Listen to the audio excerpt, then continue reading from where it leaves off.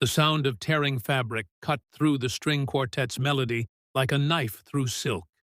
300 wedding guests fell silent in the grand ballroom of the Rosemont estate as Naomi Carter stood frozen, her hand instinctively moving to cover the exposed skin where her elegant maternity dress had been ripped from shoulder to hip. Her ex-husband Derek stood before her in his perfectly tailored tuxedo, his hand still gripping the torn fabric, his face twisted into a smile that held no warmth, only triumph. "I told you not to come," he said, loud enough for the guests in the front rows to hear. "But since you insisted on showing your pathetic face at my wedding, I thought everyone should see what I had to put up with for 7 years. A desperate, attention-seeking woman who can't accept when she's been replaced by something better." His new bride, Victoria, watched from the altar with a smirk painted across her porcelain features. The photographer's camera had stopped flashing. The string quartet had stopped playing. Even the catering staff had frozen mid-step, trays suspended in disbelief. Naomi stood there in her ruined dress, 8 months pregnant, humiliated in front of everyone who had ever mattered in her professional and personal life. But what Derek Whitmore did not know, what none of these 300 guests could possibly understand yet, was that Naomi Carter had not come to this wedding to beg or to cry or to make a scene. She had come to collect what was hers. And in exactly 3 minutes, every single person in this room would understand why the man who had just ripped her dress was about to lose everything he thought he had stolen. If you can feel the tension building in your chest right now, you already know this story is going somewhere powerful. Hit that subscribe button for acts of depth, and turn on notifications so you never miss these moments of truth and justice.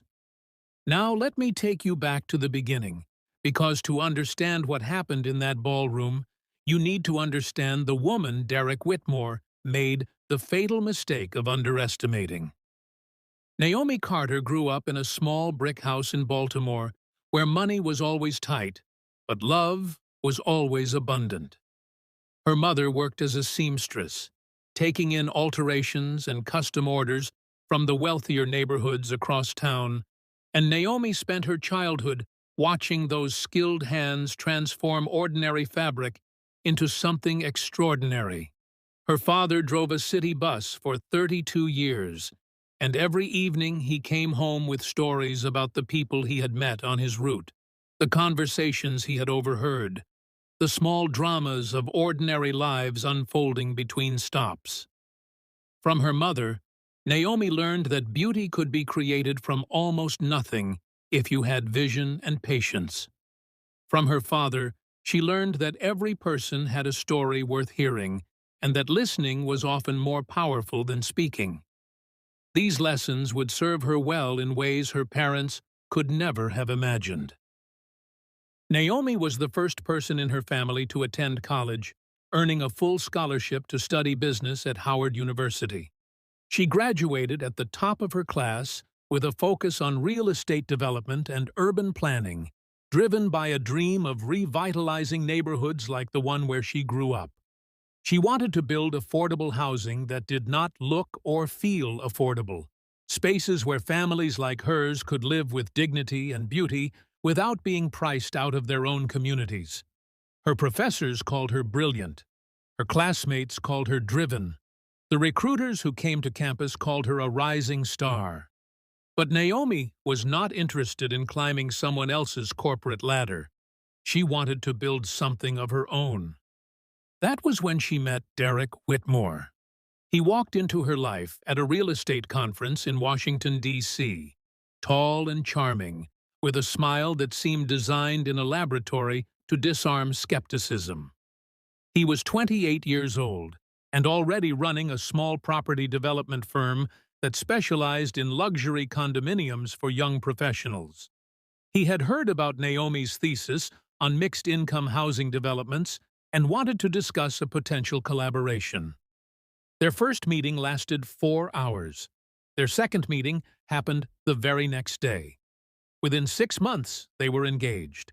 Within a year, they were married in a small ceremony that Naomi's mother orchestrated with the same attention to detail she brought to her finest custom gowns. And within 3 years, Derek Whitmore's small property development firm had grown into Whitmore Properties, a multi-million-dollar empire that was transforming the real estate landscape of the entire Mid-Atlantic region. The secret to that growth was Naomi. She never took a title. She never demanded recognition. She worked from their home office while Derek attended the meetings and shook the hands and accepted the magazine features that celebrated his business genius. But every successful development that bore the Whitmore name had been conceived in Naomi's imagination first.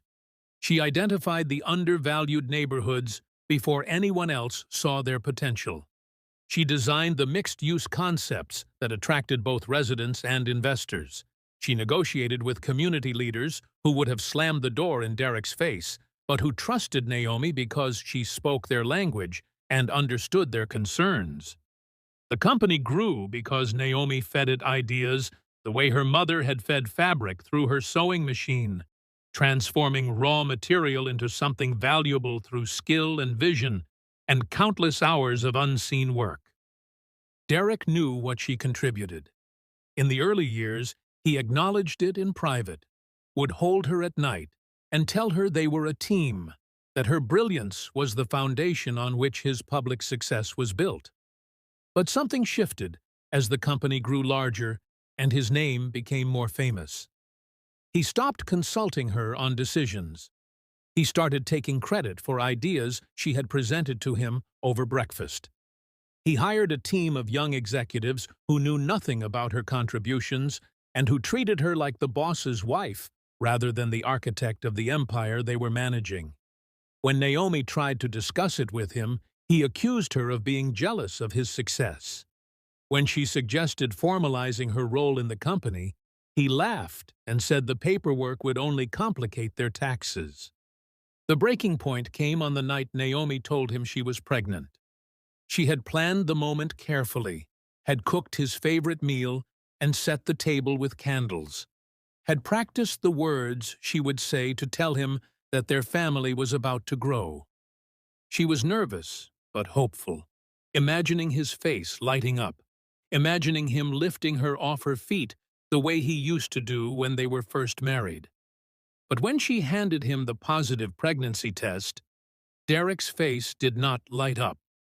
It went cold.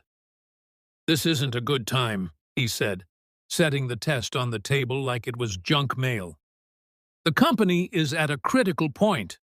I need to focus on the Henderson deal, not on midnight feedings and dirty diapers." Naomi felt something crack inside her chest. "This is our baby, Derek. Our family." He looked at her with eyes she did not recognize. "I need a partner who supports my vision, Naomi, not a distraction. Maybe we should take some time to think about what we both really want." The divorce papers arrived 3 weeks later. Derek had already moved out, already moved on to a sleek penthouse apartment in the development they had built together. Through his lawyers, he offered Naomi a settlement that amounted to a fraction of what the company was worth, claiming that since she had never held an official position, she was entitled only to standard spousal support. The house they had shared, the company they had built, the future they had planned, all of it was his. She was being erased from her own life. But Derek made one critical miscalculation.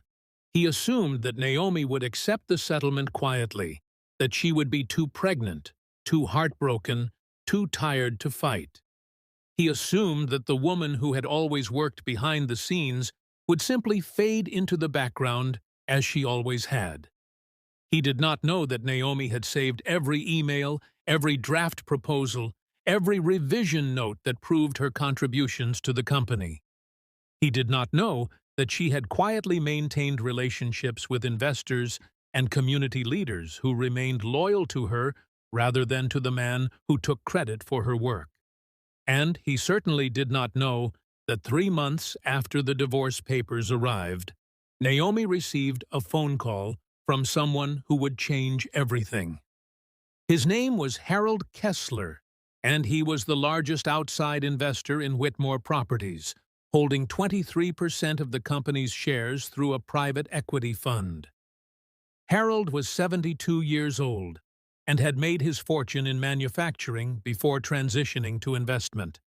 He had met Naomi at a company retreat 4 years earlier, and unlike Derek's young executives, Harold had recognized immediately who the real brains of the operation was. He had watched her present market analyses with the precision of a surgeon and navigate community opposition with the grace of a diplomat. And he had watched, with growing disgust, as Derek systematically erased her contributions and eventually erased her entirely. "I'm prepared to sell you my shares," Harold said over the phone, his voice gravelly but kind. "Below market rate. I've seen what that man is doing, and I don't want my legacy tied to someone who treats people the way he treats you." Naomi sat in her small apartment, one hand on her growing belly, tears streaming down her face. "Mr. Kessler, I don't have that kind of money. Even below market rate, we're talking about millions of dollars." Harold chuckled. "I've been in business for 50 years, Mrs. Carter. I know how to structure a deal. You pay me a percentage now. The rest comes from dividends over the next 5 years. I believe in you, and I believe that company will thrive under your leadership far more than it ever would under his. The question is whether you believe it too." It took Naomi 3 sleepless nights to make her decision. She sold the jewelry Derek had given her during their marriage, pieces she now realized had been purchased with profits from her own ideas.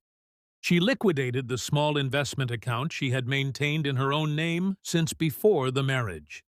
She borrowed a modest amount from her parents, who offered their entire savings without hesitation, even though Naomi only took what she absolutely needed. And she signed the papers that transferred 23% of Whitmore Properties into her name through a holding company that obscured her identity from public records. Then she got to work. Over the following months, while her belly grew and Derek planned his elaborate wedding to Victoria Chase, daughter of a prominent banking family, Naomi quietly acquired more shares. She reached out to minority investors who had grown frustrated with Derek's management style, who complained about his broken promises and his tendency to take credit for other people's work. She offered fair prices and respectful terms, and one by one, they sold their stakes to the anonymous holding company that no one connected to the pregnant ex-wife living in a modest apartment across town. By the time Derek's wedding invitation arrived in her mailbox, hand-delivered by a courier as a final act of cruelty, Naomi Carter controlled 51% of Whitmore Properties. The invitation was printed on cream-colored cardstock with gold embossing, and it included a handwritten note from Derek himself. "I wanted you to see what you gave up," the note read. "Victoria comes from real quality. She understands what it means to support a successful man. I hope seeing our happiness helps you accept that you were never enough." Naomi read the note 3 times. Then she smiled. The wedding was scheduled for a Saturday afternoon in June at the Rosemont Estate, a historic mansion that Whitmore Properties had renovated 2 years earlier using a design concept Naomi had created. She knew every corner of that building, had spent months selecting the fixtures and planning the flow of the spaces.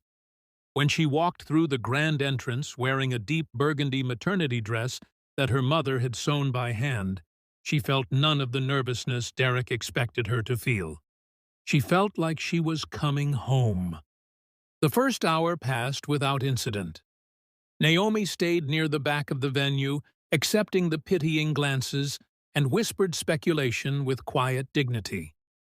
She watched as Victoria glided down the aisle in a designer gown that probably cost more than Naomi's parents had paid for their house.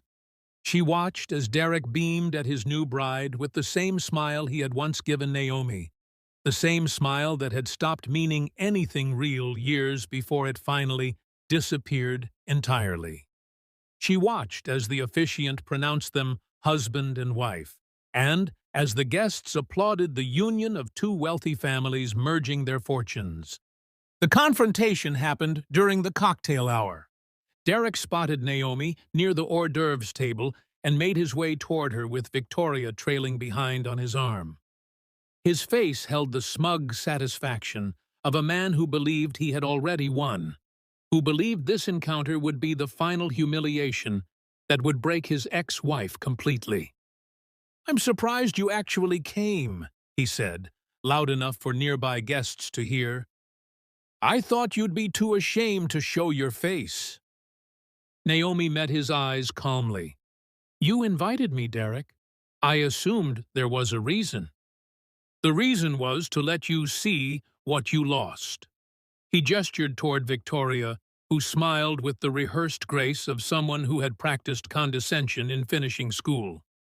"A real partner, a real future, not some charity case from Baltimore who thought she could play in the big leagues." Naomi felt the baby kick inside her, a small reminder of everything that actually mattered. "I didn't come here to fight with you, Derek. I came here to—" "To what? To beg me to take you back?" He laughed, and the cruelty in that laugh attracted more attention from the surrounding guests. "Look at you, showing up to my wedding in some homemade dress, pregnant with some other man's baby, trying to pretend you still matter. This is your baby, Derek. You know that." His face flushed with anger. The accusation was true, and they both knew it. But truth had never mattered to Derek when it conflicted with the narrative he wanted to tell. "I am done with your lies," he hissed.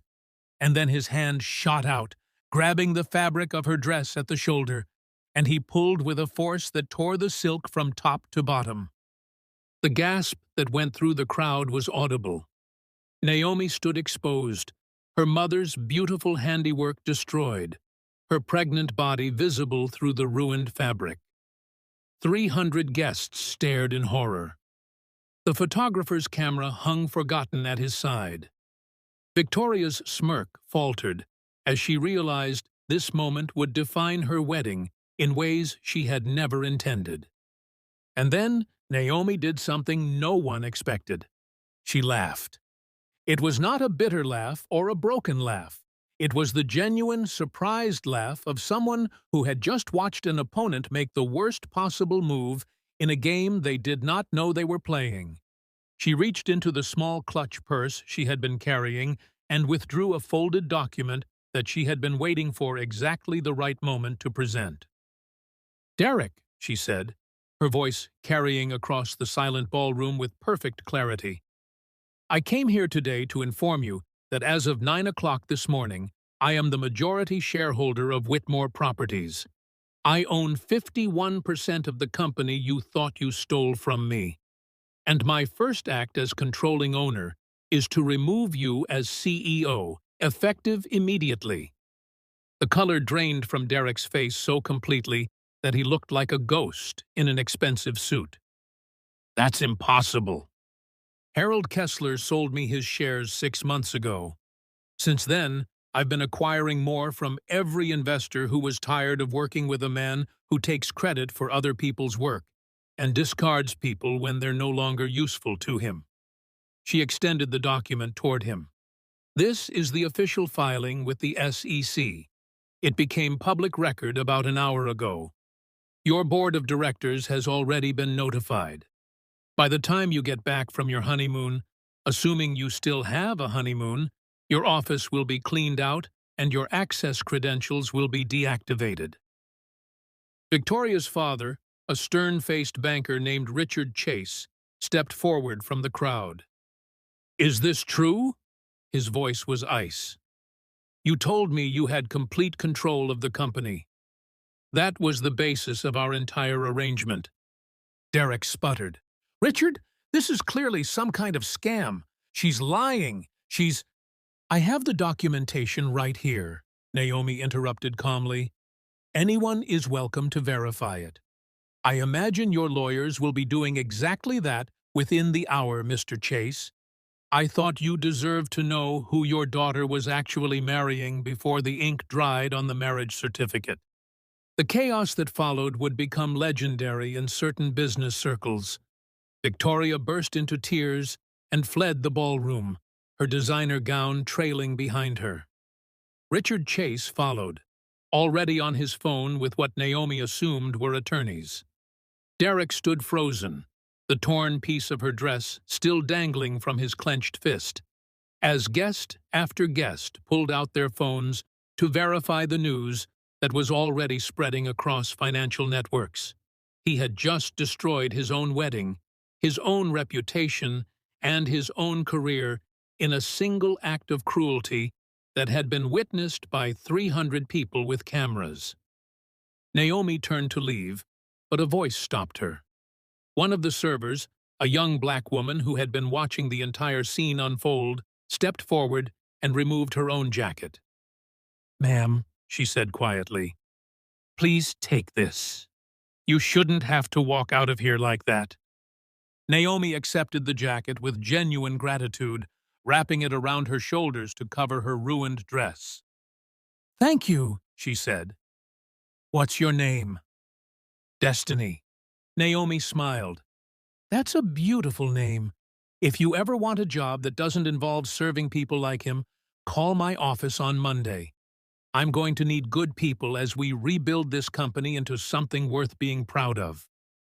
She walked out of the Rosemont estate with her head held high, past the stunned valets and the arriving news crews who had somehow already caught wind of the story, past the luxury cars and the manicured gardens and all the trappings of a world that had tried to convince her she did not belong.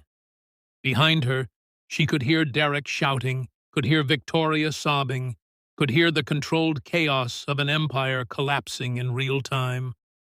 But Naomi did not look back. 3 months later, she gave birth to a healthy baby girl in a hospital room filled with flowers from colleagues and investors and community leaders who had always known her worth, even when her ex-husband tried to deny it.